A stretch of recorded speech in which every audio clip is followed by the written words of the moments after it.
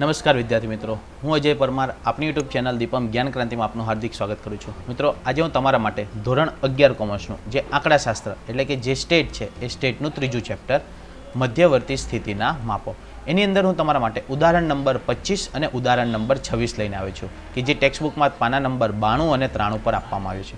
મિત્રો, આ જે ઉદાહરણો છે એ સ્થાનીય સરેરાશના માપ એટલે કે ચતુર્થકો, ત્યારબાદ દશાંશકો અને શતાંશકો શોધવાના છે. કયા છે? ચતુર્થકો, દશાંશકો અને શતાંશકો. હવે જે ઉદાહરણ નંબર 25 છે એ કયું છે? તો એ છે અવર્ગીકૃત માહિતી માટેનું છે. કયું છે? અવર્ગીકૃત માહિતી માટેનું છે. અને ઉદાહરણ નંબર 26 છે એ સતત આવૃત્તિ વિતરણ માટેનું છે. કયું છે? સતત આવૃત્તિ વિતરણ. એટલે આપણું કોઈ મોટું સૂત્ર કયું હતું? તો L+N/2 હોય તો 2, 4 હોય તો 4, જે હોય એ હું અવલોકન -CF/F × C. આ શેના માટે આવશે? તો અહીં જે લાગી જશે અને અહીં QJ, એટલે કે જે પણ શોધવાનું હોય એના માટે. તો આપણે એની માહિતી મેળવીશું. ચાલો જોઈએ ઉદાહરણ નંબર 25. ઉદાહરણ નંબર 25માં માહિતી આપવામાં આવી છે કે એક બેટ્સમેને તેની 20 ઇનિંગના સ્કોર કરેલા રન નીચે દર્શાવ્યા છે. આ માહિતી પરથી Q1, D7 અને P40 શોધવાના છે. હવે તમને એમ થશે સાહેબ કઈ રીતે શોધીશું? તો આપણે સૂત્ર જોયું હતું, તો બસ એ જ સૂત્રનો ઉપયોગ કરીશું. પરંતુ અવર્ગીકૃત માહિતી હોય તો પહેલાં એને શું કરી દેવાની? તો પહેલાં એને ચડતા ક્રમમાં ગોઠવી દેવાની. શું કરી દેવાની? તો ચડતા ક્રમમાં ગોઠવતા. તો માહિતીને ચડતા ક્રમમાં ગોઠવી દેવાની. ચાલો જોઈએ સૌથી નાના કયા છે? તો સૌથી નાના છે આપણી પાસે 9. એટલે કેટલા આવશે? તો અહીં આવશે 9. ત્યારબાદ 9થી મોટા તો 10. તો કેટલા આવશે? 9થી મોટા આવશે 10. ત્યારબાદ 10થી મોટા તો 10થી મોટા છે 14. તો અહીં લખી દઈશું 14. ત્યારબાદ 14થી મોટા કેટલા છે? તો 14થી મોટા છે 28. કેટલા આવશે? ઓકે મિત્રો, હજુ 14 નહીં, 14 પહેલાં હજુ એક 10 છે અહીં જો, એટલે 14ની પહેલાં હજુ 10 આવશે. એટલે અહીં કેટલા છે? આ 10, પછી આવશે 14, પછી કેટલા આવશે? તો પછી આવશે 28, પછી કેટલા આવશે? 28, પછી કેટલા આવશે? તો 29. ક્યાં છે 29? આર્યા 29. 29 પછી કયા છે મોટા? તો 29 પછી જોઈએ તો આપણી પાસે 31 છે. એ કેટલા આવશે? 31. 31 પછી 32. એ કેટલા આવશે? 32. 32 પછી કેટલા છે? તો આ 32 આવી ગયા. 32 પછી આગળ જઈએ તો આપણી પાસે છે 40. બરાબર છે ને? ઓકે, 40. એ કેટલા આવશે? તો અહીં લખું છું 40. 40 પછી કેટલા છે? તો 40 પછી છે આપણી પાસે 47. એ કેટલા આવશે? 47. 47 પછી 49, 50 નથી એટલે ડાયરેક્ટ આવી જશે 53. કેટલા આવી જશે? 53. 53 બાદ તરત જ આવી જશે 54. કેટલા આવશે? 54. 54 પછી 60. નજીક છે કોઈ? તો 60 છે આર્યા, એટલે કેટલા આવશે? 60. 60 પછી તો અહીં આપણી પાસે 62 છે. એટલે કેટલા આવશે? 62. 62 પછી છે 63. એટલે કેટલા આવશે? 63. 63 પછી કેટલા છે?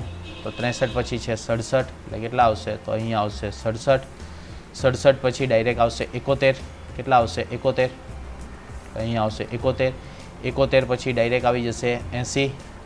એટલે કેટલા આવશે? 80. 80 પછી આવશે 96. અને લાસ્ટમાં કયું આવશે? તો લાસ્ટમાં આવશે 148. તો આ રીતે માહિતી આપણી ચડતા ક્રમમાં થઈ ગઈ.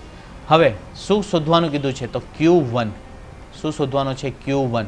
તો Q1નું સૂત્ર તમને યાદ હોવું જોઈએ. Q1 એટલે કે શું થશે? હવે જે હતો એની બદલે 1 આવી ગયો, એટલે કે 1 બ્રેકેટમાં શું આવશે? તો n+1 છેદમાં શું આવશે? 4. છેદમાં શું આવશે? 4. કેમ કે ચતુર્થકોની કિંમત કેટલી હોય? 4. માં અવલોકનની કિંમત શું આવશે? માં અવલોકનની કિંમત. ઓકે, હવે એક તમે લખો કે નહીં લખો કોઈ ફરક પડશે નહીં. તો n બરાબર આપણી પાસે કેટલા છે? 20. એટલે કેટલા આવશે? તો 20 + 1 છેદમાં કેટલા આવશે? 4. એટલે કે 21/4. 21/4 કરીશું એટલે આપણને કેટલા મળશે? તો 5.25. કેટલા આવશે? તો 5.25 અવલોકનની કિંમત. હવે મેં તમને કીધું હતું કે જ્યારે 0.25 ને એવું આવે ત્યારે તમારે શું યાદ રાખવાનું? તો પાંચમું અવલોકન તો આખું, એટલે કે શું આવશે?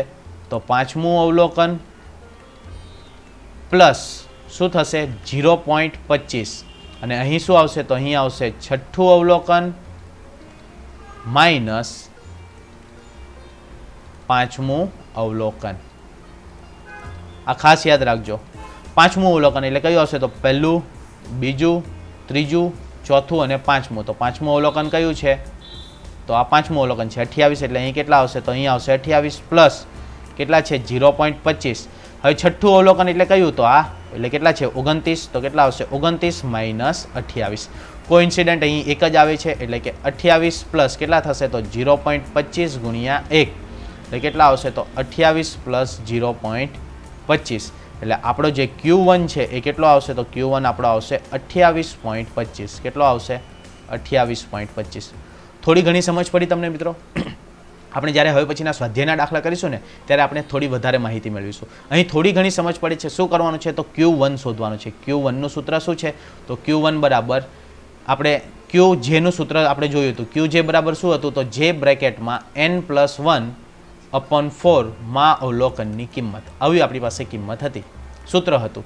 જ્યાં J બરાબર શું લેવામાં આવશે તો 1, 2 અને 3 કે જે આપણા ચતુર્થકો છે. તો અહીં પહેલું શોધવાનું છે Q1 એટલે J બરાબર કેટલા લીધા આપણે 1 એટલે 1 બ્રેકેટમાં n+1/4. જ્યાં n બરાબર કેટલા હતા 20 એટલે કે 20/4 કેટલા આવશે 20/20 + 1/4 એટલે કે 21/4 એ કેટલા આવ્યા 5.25. 5.25 એટલે અહીં ડાયરેક્ટ એવું નહીં લખાય કે પાંચમું અવલોકન પ્લસ છઠ્ઠું અવલોકન ભાગ્યા 2. અહીં શું આવશે તો પાંચમું અવલોકન પ્લસ 0.25 ત્યારબાદ છઠ્ઠું અવલોકન માઇનસ પાંચમું અવલોકન એટલે આપણને મળશે 28 પ્લસ 0.25 બ્રેકેટમાં 29 માઇનસ 28. અહીં કોઈ ઇન્સિડન્ટ આપણને એક મળે છે કે આ 29 જ છે. એવું જરૂરી નથી કે દર વખતે એક આવે એટલે ડાયરેક્ટ 28.25 નહીં લખી દેવાના કે અહીં 0.25 છે એટલે પાંચમું અવલોકન પ્લસ 0.25 કરી દેવાના. એવું ભાગ્યે જ થતું હશે, ક્યારેક જ. દર વખતે એવું શક્ય બનશે નહીં એટલે એ ખાસ ધ્યાન રાખજો. ત્યારબાદ શું શોધવાનું કીધું છે D7. શું શોધવાનું કીધું છે D7. તો D7 નું સૂત્ર શું થશે તો DJ સૂત્ર શું હતું J બ્રેકેટમાં n+1/10 મું અવલોકન. જ્યાં J બરાબર હવે કેટલા લેવાના 7. J બરાબર કેટલા લેવાના 7 એટલે આપણને શું મળશે D7. તો ચાલો આવી જઈએ તો આગળની સ્લાઇડ ઉપર આવી જઈએ. અહીં આપણે શોધીશું સૌપ્રથમ D7. તો D7 શું થશે સૂત્ર તો 7 બ્રેકેટમાં n+1/10 મું અવલોકન. શું આવશે મું અવલોકન. જ્યાં 7 બ્રેકેટમાં કેટલા આવશે તો 20+1/10 એ કેટલા થશે તો 20 ને 1 21 કેટલા થશે 21. 21 ગુણ્યા 7 કેટલા આવશે તો 21 ગુણ્યા 7 કરીશું તો આપણને મળશે 147 એટલે કે 147/10 એ કેટલા આવશે તો આવશે 14.7મું અવલોકન. શું આવશે 14.7મું અવલોકન. 14.7મું અવલોકન એટલે શું આવશે તો 14મું અવલોકન પ્લસ 0.7. અહીં શું આવશે તો અહીં આવશે 15મું અવલોકન માઇનસ 14મું અવલોકન. શું આવશે 15મું અવલોકન માઇનસ 14મું અવલોકન. તો હવે આપણે 14મું અવલોકન અને 15મું અવલોકન શોધી લઈશું. તો અહીં આપણી પાસે આ કેટલામું હતું તો 8મું અવલોકન તો હતું જ, આ 9મું, ત્યારબાદ 10, 11, 12, 13 આ 14મું અવલોકન કેટલા છે 53 અને 15મું અવલોકન કેટલા છે 54. એટલે કે 14મું અવલોકન છે 53 અને 15મું અવલોકન છે 54. તો 14મું અવલોકન એટલે કેટલા આવશે 53 પ્લસ 0.7. 15મું અવલોકન કેટલું હતું 54 માઇનસ 14મું અવલોકન 53 એ કેટલા આવશે તો આવશે 53 પ્લસ 0.7. જો અહીં પણ કોઈ ઇન્સિડન્ટ એક આવે છે એટલે આપણો જે D7 છે એ D7ની વેલ્યુ કેટલી થશે તો 53.07. સોરી 53.7 કેટલી થશે 53.7. કંઈક મિસ્ટેક થાય છે, આપણી કિંમત લખવામાં કોઈક મિસ્ટેક થાય છે. જોઈએ આપણે કિંમત કઈ કઈ છે. કયું અવલોકન આવે છે આપણી પાસે તો D7 શોધવાનું છે. શું શોધવાનું છે D7. D7 બરાબર શું આવશે તો અહીં આગળ આવી જશે 7. શું આવી જશે 7. કંઈક મિસ્ટેક થઈ છે આપણી એટલા માટે ફરીથી લખીએ છીએ. તો 7 બ્રેકેટમાં n+1 છેદમાં કેટલા આવી જશે 10. છેદમાં કેટલા આવી જશે 10 મું અવલોકન. ઓકે એટલે કેટલા આવશે તો 7 બ્રેકેટમાં 20+1 કેટલા આવશે 20+1/10 એટલે કે 20 + 1 એટલે 21, 21 × 7 એટલે કેટલા આવશે તો 147/10 એટલે કેટલું આવશે તો 14.7મું અવલોકન. શું આવશે 14.7મું અવલોકન. એટલે 14મું અવલોકન શું આવશે 14મું અવલોકન પ્લસ 0.7 બ્રેકેટમાં શું આવશે તો 15મું અવલોકન માઇનસ 14મું અવલોકન. ઓકે, તો હવે આપણે 14મું અવલોકન શોધવાનું છે. તો 14મું અવલોકન શોધી લઈએ. તો 14મું અવલોકન કયું આવશે તો પહેલું, બીજું, ત્રીજું, બરાબર છે, ચોથું, પાંચમું, છઠ્ઠું, સાતમું, આઠમું, નવમું, 10મું, 11, 12, 13 અને 14. 14મું અવલોકન આપણું અહીં આવે છે. 14મું અવલોકન ક્યાં આવે છે અહીં આવે છે. અને 15મું અવલોકન કયું થાય છે 63 થાય છે. ઓકે, અહીં ગણવામાં મિસ્ટેક થઈ હતી એટલે કે 15મું અવલોકન કયું થાય છે 63 થાય છે. એટલે કે 14મું અવલોકન 62 અને 15મું અવલોકન 63 છે. તો 14મું અવલોકન કયું છે 62 એટલે કેટલા આવશે 62 પ્લસ 0.7 અહીં કેટલા આવશે તો 15મું અવલોકન 63 માઇનસ 14મું અવલોકન 62 કેટલા આવશે તો 62.7 કેટલા આવશે 62.7 કારણ કે આનો ગુણાકાર કેટલો -1 આવશે. માઇનસ કરીશું અને એક સાથે કોઈ પણ સંખ્યાનો ગુણાકાર જે તે સંખ્યા એટલે કે આપણો જે D7 છે D7 કેટલો આવશે તો 62.7 કેટલો આવશે 62.7. હવે શું શોધવાનું હતું તો હવે આપણે શોધવાનું હતું P40. શું શોધવાનું હતું P40 એટલે કે 40મો શતાંશક શોધવાનો છે. તો 40મો શતાંશક શોધવાનો છે તો સૂત્ર શું આવશે તો સૂત્ર એ જ આવશે કે P40 હવે જે હતું ત્યાં શું આવી જશે 40 અને બ્રેકેટમાં શું આવશે તો n+1/100 અહીં કેટલા આવશે 100 અને મું અવલોકનની કિંમત એટલે કે મું અવલોકન. ઓકે, 40 બ્રેકેટમાં કેટલા આવશે તો 20 + 1 છેદમાં કેટલા આવશે 100 એટલે કે 40 × 21 છેદમાં 100 આ 0 0 કેન્સલ થઈ જશે. એ કેટલા આવશે તો 4 × 2 = 8 ને 4 × 1 = 4 એટલે કે 84. તો 84 છેદમાં 10 એટલે કે 8.4મું અવલોકન. શું આવશે 8.4મું અવલોકન. ઓકે, કઈ રીતે ગણવામાં આવશે તો 8.4મું અવલોકન તો 8મું અવલોકન શું આવશે તો આવશે 8મું અવલોકન પ્લસ કેટલા છે 0.4 અહીં શું આવશે તો 9મું અવલોકન માઇનસ 8મું અવલોકન. ઓકે, ચાલો જોઈએ 8મું અને 9મું અવલોકન કયા કયા છે. તો અહીં આપણે ચડતા ક્રમમાં ગોઠવ્યા હતા ત્યારે તો આ પહેલું, બીજું, ત્રીજું, ચોથું, પાંચમું, છઠ્ઠું, સાતમું ને 8મું. તો 8મું અવલોકન કેટલા છે તો 8મું અવલોકન છે 32 અને 9મું અવલોકન કેટલું છે 40. 9મું અવલોકન કેટલું છે 40 એટલે 8મું અવલોકન 32 અને 9મું 40. તો 8મું અવલોકન છે 32 પ્લસ 0.4 અને 9મું અવલોકન કેટલું છે 40 અને 8મું અવલોકન છે 32 એટલે કેટલા આવશે તો 32 પ્લસ 0.4 અને 40માંથી 32 જશે એટલે કેટલા આવશે 8 એ કેટલા આવશે તો 32 પ્લસ 0.8 ગુણ્યા 0.4 ગુણ્યા 8 એટલે કેટલા આવશે 3.2 એટલે આપણું જે P40 છે P40ની કિંમત કેટલી મળશે તો 35.2 કેટલા મળશે 35.2. જો મિત્રો અહીં દર વખતે એવું જરૂરી નથી કે જે કિંમત હોય તો એ જ પ્લસ કરી દેવાનું. જો અહીં આપણે પ્લસ કરતા તો આપણો જવાબ 32.4 આવવો જોઈએ ને, પરંતુ જવાબ કેટલો આવે છે તો 35.2. એટલે એવું દર વખતે જરૂરી નથી હોતું કે આ જે માઇનસ કરીએ એનો જવાબ એક જ આવે, એ જવાબ અલગ પણ આવી શકે. એટલે એ ખાસ ધ્યાન રાખજો. તો આ રીતે તમારે જે પણ કિંમત આપી હોય D7 આપ્યું હોય, D6 આપ્યો હોય અથવા તો P41 આપ્યું હોય, P51 આપ્યું હોય, P99 આપ્યું હોય તો તમારે આ રીતે શોધવાનું છે. પરંતુ ક્યારે તો જ્યારે અવર્ગીકૃત માહિતી હોય ત્યારે. કેવી માહિતી હોય અવર્ગીકૃત માહિતી હોય ત્યારે.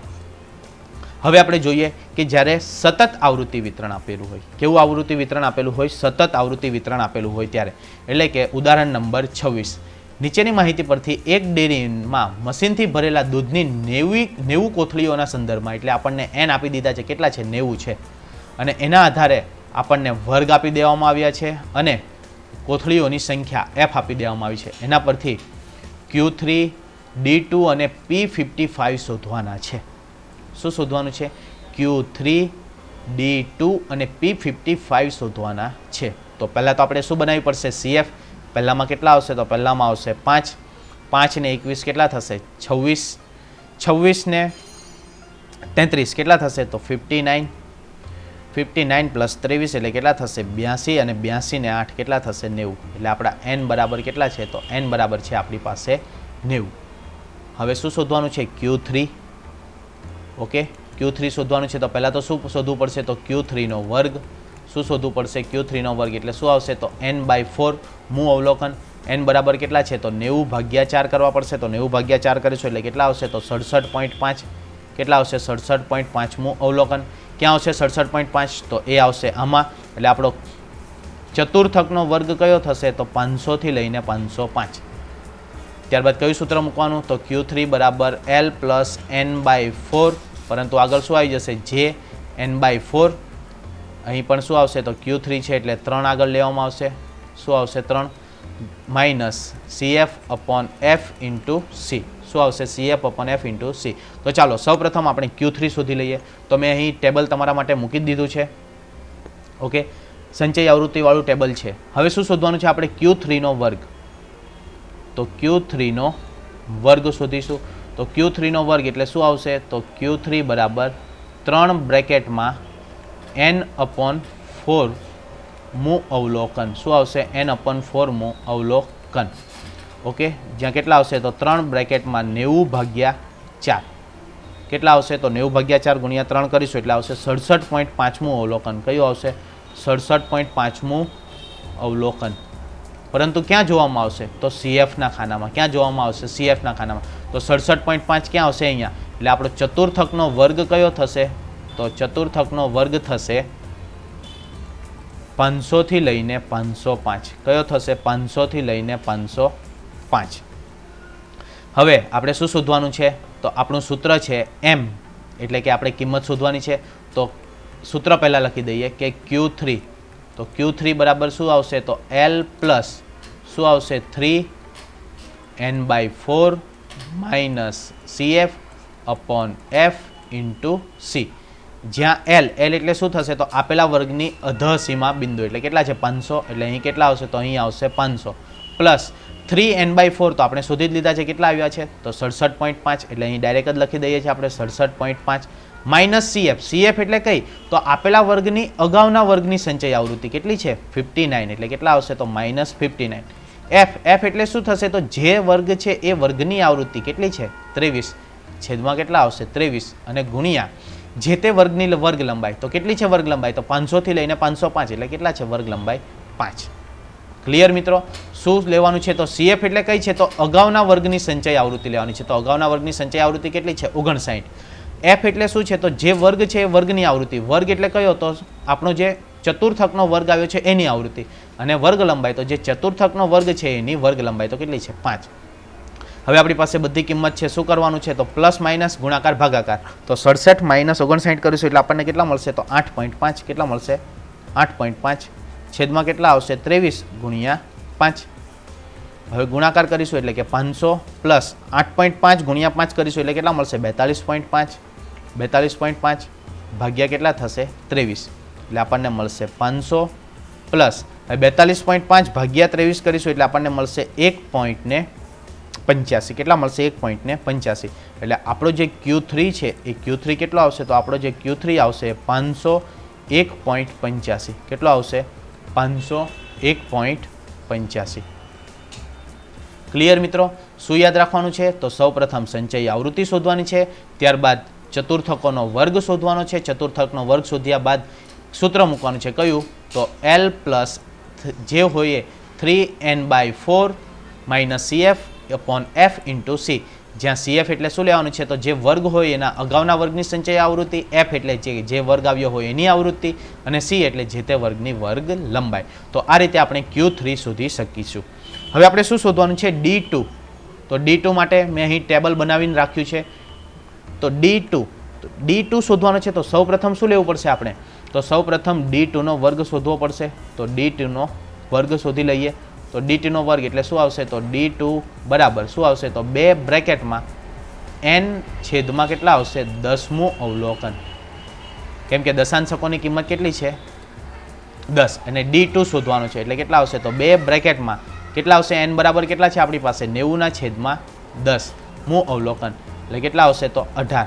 એટલે કે 18મું અવલોકન. શું આવશે 18મું અવલોકન. તો 18 ક્યાં આવશે તો અહીં 5 છે. તો 18 ક્યાં આવશે તો આની વચ્ચે આવશે. 18 ક્યાં આવશે આની વચ્ચે. એટલે આપણો દશાંશકનો વર્ગ કયો થશે તો 490 થી 495. એટલે વર્ગ કયો આવશે? તો વર્ગ આવશે 490 થી 495. એટલે એલ બરાબર કેટલા થશે? તો એલ બરાબર થશે 490. સીએફ, તો સીએફ એટલે કે અગાઉના વર્ગની સંચય આવૃત્તિ કેટલી છે? 5. સીએફ બરાબર કઈ આવશે? 5. અગાઉના વર્ગની લેવાની છે એટલે કઈ આવશે? 5. ત્યારબાદ એફ, એફ એટલે જે તે વર્ગની આવૃત્તિ, તો કેટલી છે? 21. એટલે કેટલા આવશે? 21. અને સી, તો સી બરાબર કેટલા છે? 5. હવે શું કરીશું આપણે? તો સૂત્ર લખીશું અને સૂત્રમાં શું મૂકીશું? કિંમત મૂકીશું. એટલે આપણને શું મળી જશે? જવાબ.